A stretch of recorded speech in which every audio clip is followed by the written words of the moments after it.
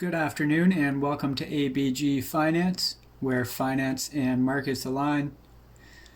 As you might have seen in the chart display video, I was going to make a mini series on that, and this is going to be video number 2, the first being candlesticks.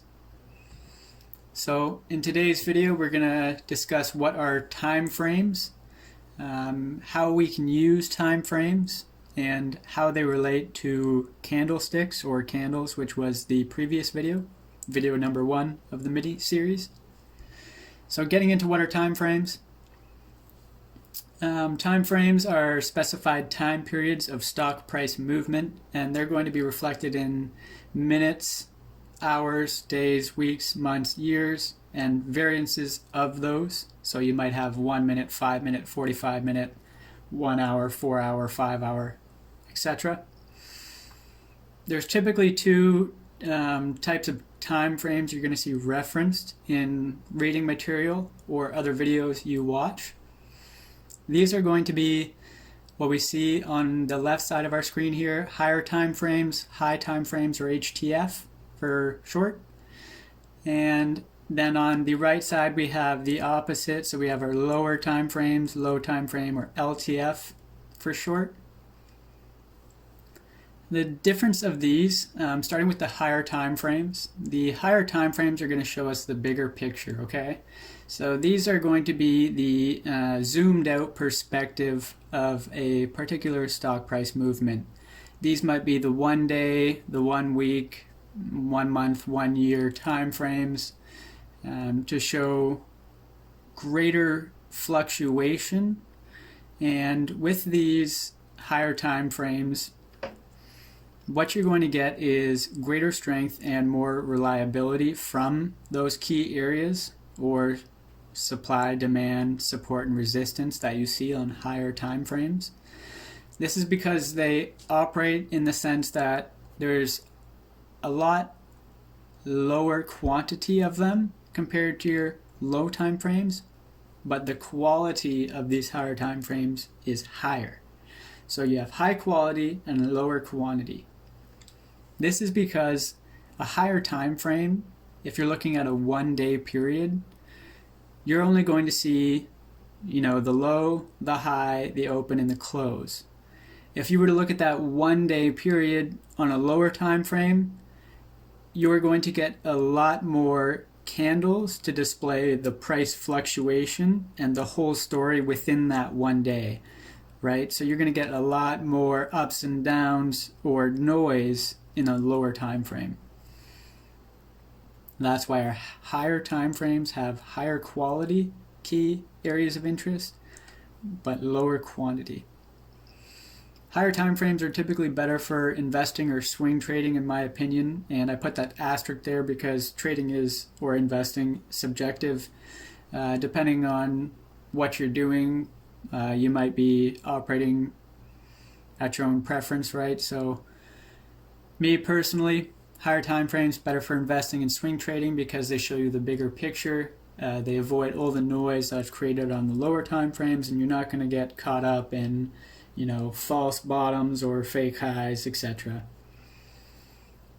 Moving over to the lower time frames, I want you to note that these are what I call the attention to detail of a price movement. So they're going to be that microscopic view, that zoomed in perspective where you got all the tiny little details. So if you're comparing it, if you're trying to figure out, okay, the 1 day on the high time frame says the open was here and the close was here, I want to know what that fluctuation and that movement in between that open and close was over the period of a day, let's say. So in that day, on the lower time frame, we pull up the 5-minute time frame, and what that's going to provide us is all that little microscopic detail of that 1 day candle, right? That higher time frame. So having said that, lower time frames will be lower in quality and higher in quantity. This is because, again, you're going to see a lot more price structure movement and stock price movement due to the fact that there's going to be a lot more 5-minute candles lower time frames, 5-minute, than there would be a 1-day candle, higher time frame, 1 day. Because there's a lot more of these lower time frames, potential key areas of interest that you might see, right, highs and lows on a given day, the quality of them isn't as good as a higher time frame level. And what that's going to cause is the susceptibility to these fake outs or reversals where, you know, on the lower time frame of 1 minute, if you're a trader, or 5 minute, you might see something develop. You take the trade and then you crack open, you know, a 1 day or maybe a 4-hour chart, time frame on your chart, and you see that move you just played on the 1 minute or the 5 minute is actually directly into a key level on the higher time frame, indicating that you might not have taken that move had you known this information. Lower time frames will be better for day trading or scalping because they're providing immediate data. You're looking at the 1 minute, the 5 minute, 15, 30s, etc. You're getting immediate feedback on what that stock is doing, and you're trying to trade as it approaches what could be these higher quality, more reliable areas.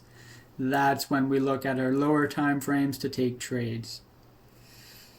So what I want to do now is I want to pull up a stock price chart of Apple, and I want to dive into just the comparison real quick of the higher time frame and the lower time frame and this idea of confluence.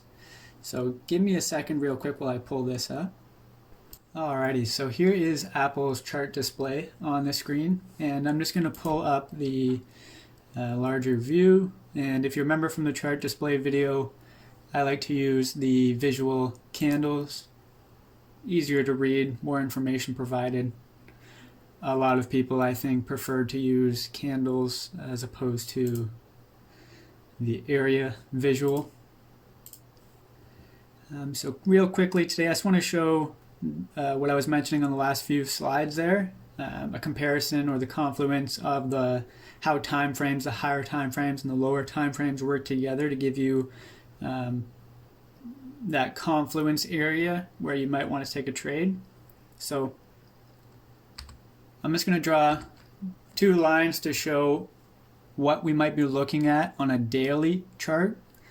So this green one here, I'm just going to pull up an arrow so my mouse doesn't get in the way. So this green this green candle, that is today's movement. It isn't done yet, but for the current moment, from 9:30 this morning, this is today's move on Apple.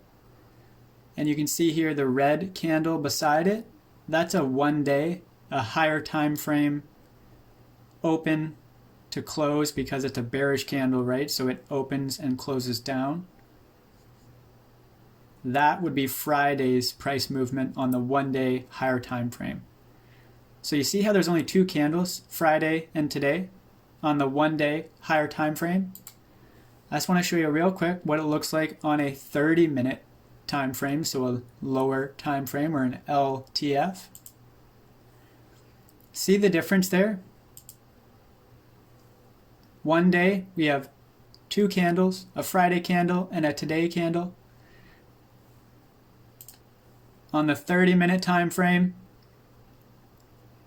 you can see all of Friday's movement and then all of today's movement thus far. Right? So we see a little bit more information. We're zooming in, right? So again, 1 day, this is our higher time frame. This is our bigger picture. These areas might be a little bit more reliable, greater strength in price structure or key areas, right? We can see in this particular area, we have a support. It's now resistance. Support, we broke it. We'd like to see it become, get through this now and become support again, because right now it's resistance, it's below it. So this could be a key area on the 1 day, but we'd have to confirm that with confluence, right, on the lower time frames as well if we want to trade that. We're looking for those good juicy areas. So again, one day we have two candles, sorry. The 30-minute, those two candles now develop into a compilation of candles where we see a lot more movement.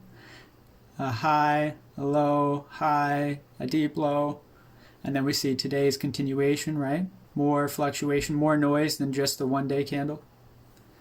And then if we were to just crack that into a 5-minute time frame, right? An even lower time frame than the 30-minute time frame, which is considered a lower time frame as well. You can see how many more candles we develop, right? So look at all these interesting movements. This is where I talk about those fake outs and reversals, right? If you're trying to enter right here, that might have been the key area on the one day that said that there was a heavy supply zone or a heavy presence of sellers. So again, if it made it there a third time, you'd think maybe, okay, it's going to break to the upside. I'm going to buy here. I'm going to make money. That's what it looks like on the 5-minute, potentially. But on the one day, we knew that that was a supply zone. Excuse me. We knew that that was a supply zone, so we wouldn't have been buying there. And you see things fell down and are continuing to fall. Right? So it's confluence. You might see something you like on the 5-minute. Well, go to the 30-minute. What do you see, right? We see less information, but greater strength and movement and reliability. We still see that tip right there, that zone, right? That shot down a heavy buyer's push on the 30-minute. And then the one day, do we have confluence at that area, right? That's pretty much where we started to gap down. We did gap down. Well, we didn't gap down. That's a wick. So that just showed where that max low was on what would have been Thursday of last week, Friday today. So you can see again, right? This is a key area on the one day because if we break this, potentially we might see a little bit of a reversal, maybe to this area on the one day, the 150s. But ultimately, just to recap, if I am trading this, I'm looking at this 30-minute time frame, these lower time frames, and these 5-minute time frames, so I get every bit of data. And you can even go to the 1 minute. And the 1 minute, I mean, you get tons of information, right? So this is all Friday. Every one of these candles is 1 minute. So it shows very particular zoomed in microscopic data. And then if I go back to the 5, right, we're broadening our perspective. Then I go back to the 30. I'm zooming out even farther, broadening that perspective even more, strengthening these areas as I do so. And then the 1 day, right? Here we are on the 1 day. We're still failing to break Friday's open. And that would be a key level of interest on the daily here to see any moves upside, in which case we'd go to our lower time frames and look for trades. All right, so that's a real basic understanding of time frames. And then at the bottom left, I'm not going to get too far into these. Excuse me. These are just the period dates or the period where you can just zoom into the 7-day or the 1 day. So much like the time frame, if I want to see 30-minute and get as much data on the 30-minute candles as I can, I just click the 30-minute in the top left.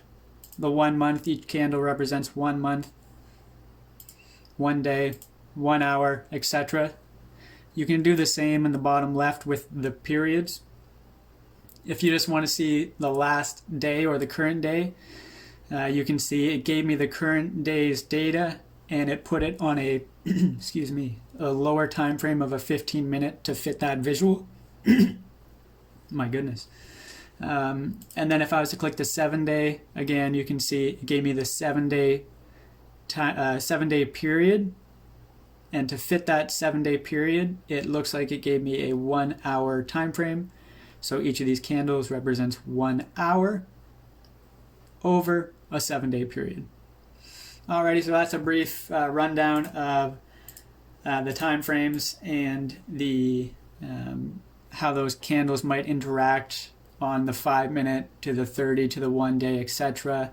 right? So you want confluence on those levels. If you see a trade on the 5 minute you might like, just double check the higher time frames to confirm that you're not about to make the opposite move of what you should be. So I'm going to hop back into the PowerPoint real quick here, so just give me a second to pull that up. Alright, so I've just got this last slide I want to go over here for the video.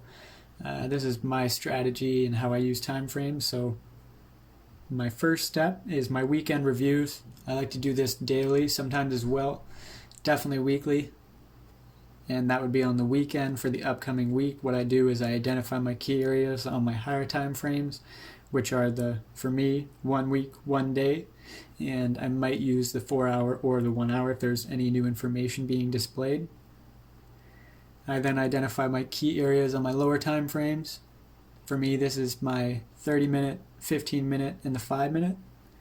I like to trade and scalp, so I use 5 minutes for entry exit, sometimes 1 minute, but definitely 5 minute.